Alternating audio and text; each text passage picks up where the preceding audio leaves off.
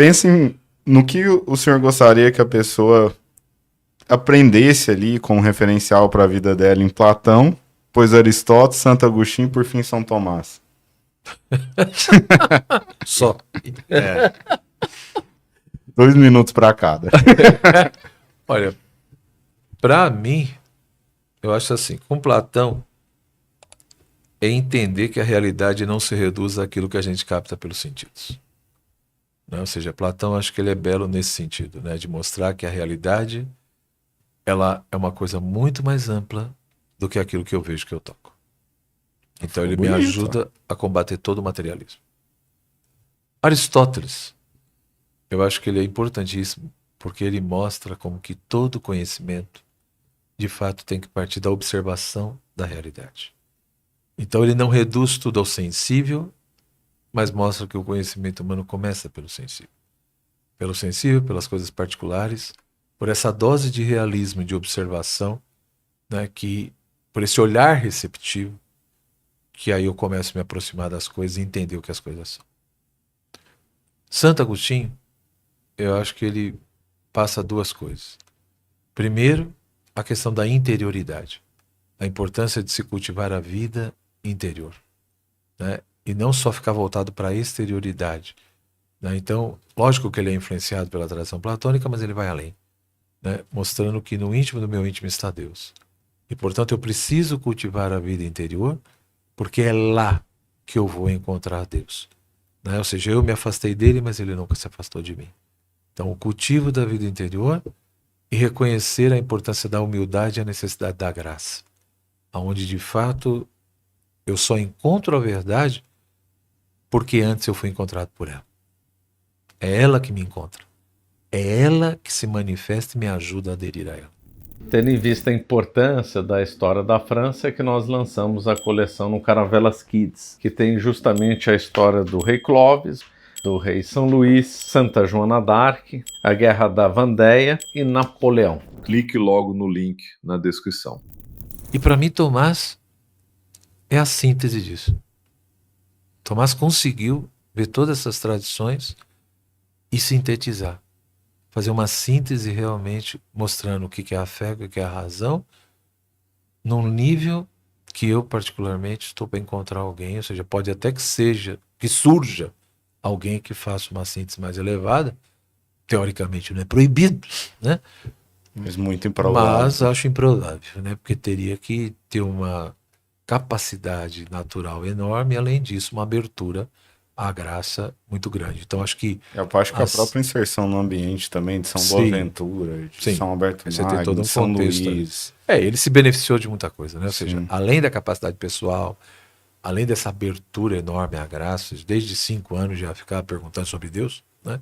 Então, assim, uma abertura e uma sede de Deus enorme, uma abertura à graça enorme, e ao mesmo tempo, muita coisa convergiu, né?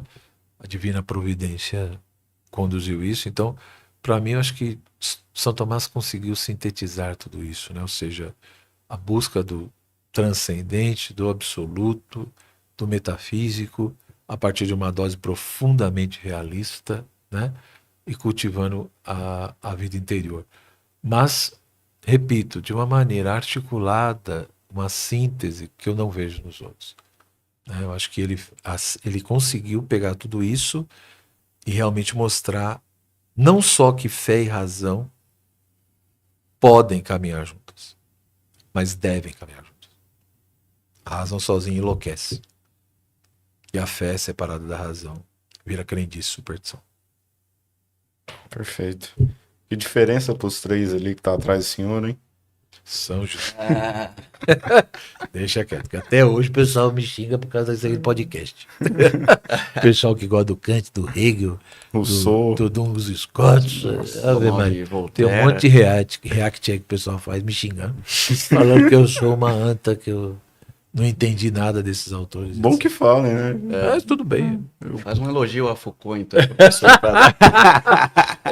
É um impedimento de consciência. E você, Gabriel, que mensagem você gostaria de deixar, tanto para quem quer se aproximar da Core, etc., qual o caminho? Também acho que um ponto que a gente não abordou, que aborde agora, é muito importante a gente também tá inserido nessas sociedades menores, nessas comunidades menores, para a gente ter uma comunidade, uma sociedade orgânica de pessoas boas ao nosso lado, que ninguém faz nada sozinho, né? Esse ponto é fundamental, tanto que a gente está focando muito na formação presencial. Então a gente não vai transmitir online, não vai ter nada online, justamente para focar na presença das pessoas, né? Para as pessoas se conhecerem, fazerem parte do mesmo grupo, criarem relações. Porque a formação você precisa desse contato, né? Com o professor, precisa dessa convivência com os outros alunos que estão estudando.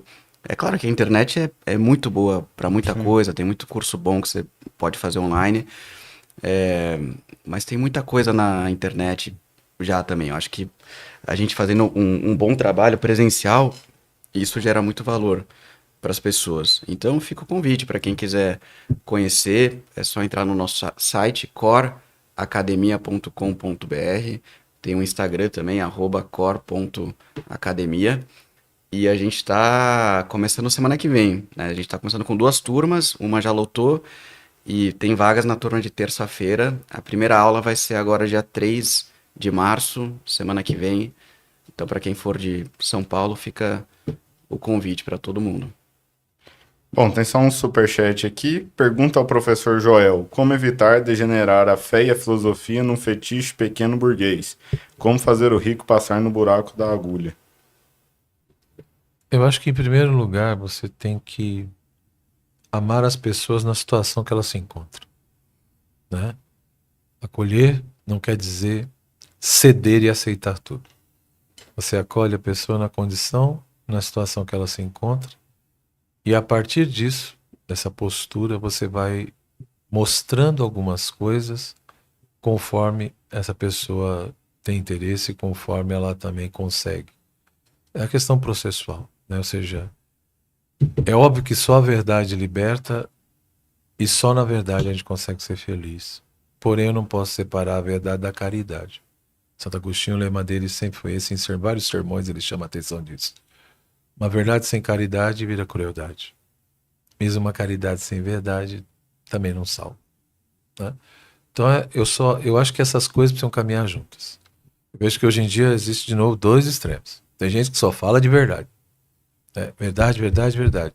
Mas muitas vezes não vive a caridade, não vive o amor, não vive a paciência com o momento do outro. Então muitas vezes o outro ele não está preparado, ele não consegue, ele, sei lá, por alguns motivos, entendeu? Então aí entra o quê? A paciência, a misericórdia, o amor por esse momento, por essa transição, por essa fase, né? Porque às vezes a pessoa não é que ela está sendo sacana, ela não consegue entender mesmo, ela não consegue ver, ela não consegue. Então acho que aí entra, repito, a misericórdia, o amor e a paciência.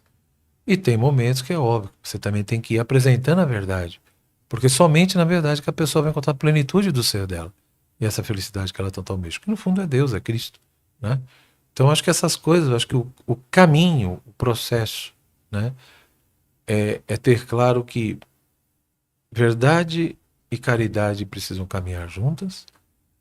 E antes de você querer aplicar isso às pessoas, você tem que aplicar em você, né? Então acho que quando a gente fala de conversão, nós precisamos entender que o primeiro que precisa se converter somos nós. E a partir disso, que a gente talvez possa começar a ser um instrumento de Deus, apesar das nossas limitações. O ensinamento daquele livro da alma de todo apostolado, né? Exato. Entendeu? Acho que o primeiro ponto. Você colocou uma coisa, irmão, que é muito sério. Você vê pessoas, graças a Deus, buscando a verdade, estudando, né? Essa questão intelectual, ou se convertendo. Só que às vezes não tem essa paciência do processo. É um Eu caminho de vejo uma pessoas vida. que faz um ano, aí em um ano, depois de um ano, ela já está na internet Ensinando. dando curso. Insanidade. Como se fosse doutora de teologia. E aí você pega o histórico de uma vida louca, despirocada. Então isso quer dizer que ela não... Não, eu só acho que tudo tem seu momento, não estou aqui criticando nada disso. Não é prudente, é só isso. Porque uma coisa... outro dia eu li isso, não lembro onde, mas é bem interessante, ou seja, a conversão, ela te tira da lama. A conversão, você sai da lama. Tá bom, você saiu da lama, mas a lama não saiu de você. Ainda tá sujo. Então, a conversão te tira da lama, mas quem tira a lama de você é a santidade. E a santidade é um processo De uma vida inteira. de colaboração da graça com você e você com a graça. Então, assim, Que quem não progride, o que regride. eu vejo é que o pessoal saiu do poço, que bom, mas não consegue ver que ainda tem muito resquício, tem muita fissura. E aí, nem tudo posso, mas nem tudo convém. Alguém já disse isso. Você entendeu? Eu não sou o primeiro. Então, assim, é só isso. Acho que é esperar o momento oportuno. Eu tive uma fase da minha vida, há muitos anos atrás, passei por dificuldades, não sei o quê. O meu diretor espiritual, ele chegou um momento e disse assim: você não vai dar mais palestra. Você não vai mais pregar. Eu fiquei, padre, mas como? Não vai. Por um tempo não vai. Porque você não está preparado. Você está com um monte de problemas. Como é que você vai ficar dando palestra, ficar pregando? Se você não é cheio de problemas como você está? Um safado e um sem vergonha que você é. Então, eu fiquei louco num primeiro momento. Mas depois eu entendi. E foi a melhor coisa que aquele padre fez na minha vida. Porque de fato eu fiquei alguns anos sem fazer isso. E aí eu lembro, num contexto X, né? Aí que eu estava no encontro. E aí, depois do que aconteceu, ele chegou perto de mim e disse: agora sim você está preparado a voltar. Você entendeu algumas coisas. Então, assim, eu falo a partir de coisas que eu vivi, entendeu? Então não é uma questão só de você saber intelectualmente. Você pode até saber, você pode até ter compreendido. Mas se em você ainda tem um monte, isso pode dar muito problema. Você, da mesma forma que falando um monte de coisa, Deus pode te usar para você ajudar as pessoas. Imagina o contrário. Hora que vem, de repente, um problema seríssimo, porque ainda não era o momento. E aí o mal vai se utilizar de tudo aquilo, porque da mesma forma que as pessoas te admiram e elogiam, você vira repelente na hora que vem um escândalo bravo. Sim. E quando eu falo isso, eu não estou falando só no sentido moral, né? No sentido sexual. Não estou falando só disso. Tem um monte de escândalo que não é só isso. Você vê na internet um monte de contradições. Entendeu? Eu conheço pessoas, cara, eu não vou citar nomes aqui, mas assim, gente que vende curso de virtude, como educar os seus filhos na virtude, e depois contratam outras pessoas para ensinar virtude para os filhos dela. Eu tô falando de coisas que eu vi. Como é que pode isso? Então, de fato, acho que bom senso faz mal para ninguém, não. Não, Acho que é... precisa cada vez mais. Né? Exato. Eu diria isso. Nesse sentido, eu comecei a jogar tênis tem uns 3 meses. Aí eu com o meu professor, é difícil demais isso aqui. É um jeito de pegar na raquete, aí ela tem que estar de um jeito atrás, aí o ponto de contato, aí a terminação. Eu falei, meu Deus, são 10 anos pra você deixar de ser iniciante ou 10 mil horas de quadra. Imagina para as coisas da fé, né? Que Exato. são muito Então, mais assim, importantes que o tênis. Não estou falando aqui de perfeccionismo, nada disso. Lógico, se a gente olhar para um lado, a gente nunca vai ser digno, nunca vai estar preparado de nada. Eu estou falando apenas questão de bom senso, discernimento. E maturação. Né? E é dar tempo ao tempo, é só isso. Porque é lógico que a gente sempre vai ter limitação e dificuldade. Se a gente for pensar nisso, então ninguém pode falar nada, porque todo mundo tem as suas pequenas contradições e as suas lutas. Né? Mas a gente não pode perder a noção de proporção. Sim. Uma coisa é você ter uma impaciência com alguém. Outra coisa é você fazer uma coisa muito mais grave. Entendeu? Então, e aquela coisa da maturação, né? Ou seja, conforme o tempo você também vai adquirindo uma estrutura para suportar o peso de determinados problemas, né? Eu não dou feijoada para um bebê, pelo amor de Deus. A não sei que eu queira matar, né? Agora eu também não continuo dando mamadeira para quem tem 18 anos de idade, também não é legal, né? Sim. Então, assim, é o processo. É só isso.